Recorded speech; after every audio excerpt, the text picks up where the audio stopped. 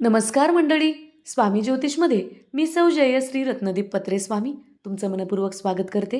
तर मंडळी, आपण आजच्या व्हिडिओत भावाला राखी बांधण्याआधी एक राखी इथे ठेवलीच पाहिजे.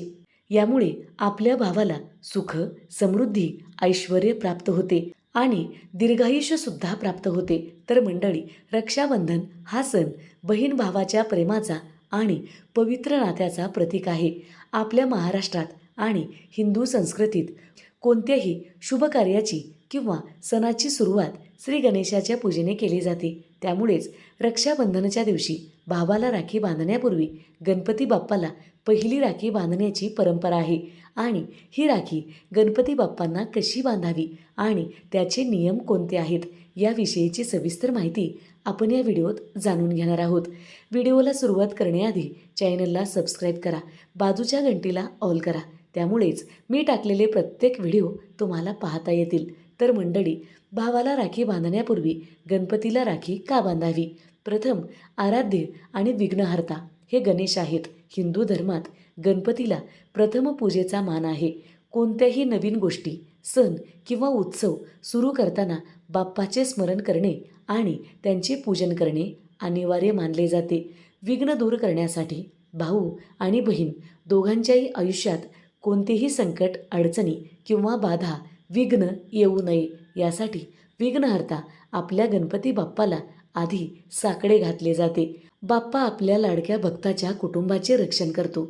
म्हणून भावाच्या मनगटावर संरक्षणाचा धागा बांधण्यापूर्वी संपूर्ण कुटुंबाच्या आणि भावाच्या रक्षणाची जबाबदारी बाप्पाच्या चरणी अर्पण केली जाते.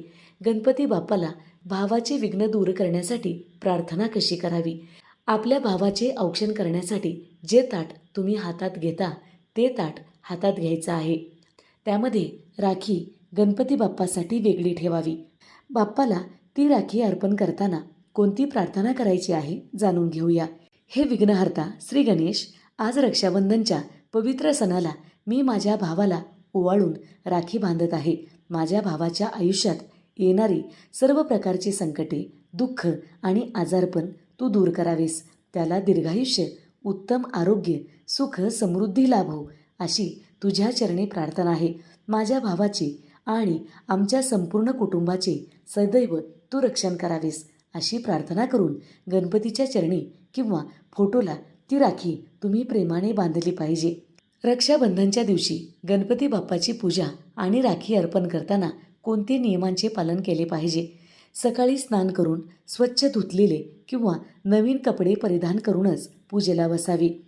पूजेची जागा स्वच्छ असावी. गणपती बाप्पाला हळदी, कुंकू, अक्षता, फुले अर्पण करावीत. गणपती बाप्पाची विधिवत पूजा करावी. गोडाचा नैवेद्य अर्पण करावा. गणपती बाप्पाला मोदक प्रिय आहे. लाडू किंवा पेढ्याचा प्रसाद तुम्ही गणपती बाप्पांना अर्पण करू शकता. गणपती बाप्पाला अर्पण केलेली राखी गणपती बाप्पाला अर्पण केलेली राखी सण संपल्यानंतर दुसऱ्या दिवशी आदराने उचलून वाहत्या पाण्यात किंवा पिंपळाच्या झाडाला बांधावी.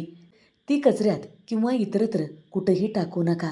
ही परंपरा पूर्ण श्रद्धा आणि विश्वासाने पाळावी, कारण मनातील निर्मळ भाव आणि प्रार्थना गणपती बाप्पापर्यंत. हिंदू परंपरेनुसार रक्षाबंधनच्या दिवशी भावाला राखी बांधल्यानंतर किंवा ओवाळल्यानंतर त्यांच्या हातात काही वस्तू देणे अत्यंत शुभ मानले जाते. यामुळे भावाला दीर्घायुष्य, यश आणि सुखसमृद्धी प्राप्त होते. राखी बांधल्यानंतर भावाच्या हातात कोणती वस्तू दिल्यामुळे शुभ परिणाम प्राप्त होतात? नारळ. नारळाला हिंदू धर्मात अतिशय पवित्र आणि श्रीफळ म्हणजे लक्ष्मीचे स्वरूप मानले गेले आहे. राखी बांधून झाल्यावर भावाच्या हातात किंवा ओंजळीत नारळ दिला जातो. यामुळे आपल्या भावाच्या आयुष्यात स्थिरता, संपत्ती आणि मानसन्मान वाढू लागतो. राखी बांधल्यानंतर अजून एक वस्तू आपण आपल्या भावाच्या हातात देऊ शकतो. यामुळे भावाला सुख, समृद्धी प्राप्त होते. कुंकू आणि हळद लावून ठेवलेले तांदूळ आपण आपल्या भावाच्या ओंजळीत अवश्य दिले पाहिजेत. आणि राखी बांधताना भावाच्या डोक्यावर अक्षत टाकले जातात. तसेच काही अक्षता त्यांच्या हातात किंवा ओंजळीत दिला जातो. यामुळे भावाला सुख, समृद्धी प्राप्त होते. अक्षत म्हणजे अखंडित, न संपणारे आशीर्वाद. यामुळे भावाचे भाग्य अखंड राहते आणि कार्यात यश प्राप्त होते. तिसरी वस्तू आहे सुपारी. सुपारीला गणपती बाप्पांचे स्वरूप मानले जाते. पूजेच्या ताटात ठेवलेली सुपारी भावाच्या हातात किंवा ओंजळीत देणे अत्यंत शुभ मानले जाते. यामुळे भावाच्या बुद्धीत सातत्य राहून तो प्रत्येक कार्यात यश आणि योग्य निर्णय घेऊ शकतो. कोणतेही शुभकार्य तोंड गोड करूनच पूर्ण केले जाते. राखी बांधल्यानंतर लगेचच भावाला खडीसाखर किंवा गोड पदार्थ, मिठाई भावाच्या मुखात घातलं पाहिजे. तर मंडळी, अशा प्रकारे आपण आपल्या भावासोबत रक्षाबंधन साजरी करावी. जर व्हिडिओ आवडलेला असेल तर नक्की लाईक करा, शेअर करा, सबस्क्राईब करा. बाजूच्या घंटेला ऑल करा. त्यामुळेच मी टाकलेले प्रत्येक व्हिडिओ तुम्हाला पाहता येतील. धन्यवाद. हर हर महादेव. सर्व बहीण भावांना रक्षाबंधनाच्या खूप खूप शुभेच्छा.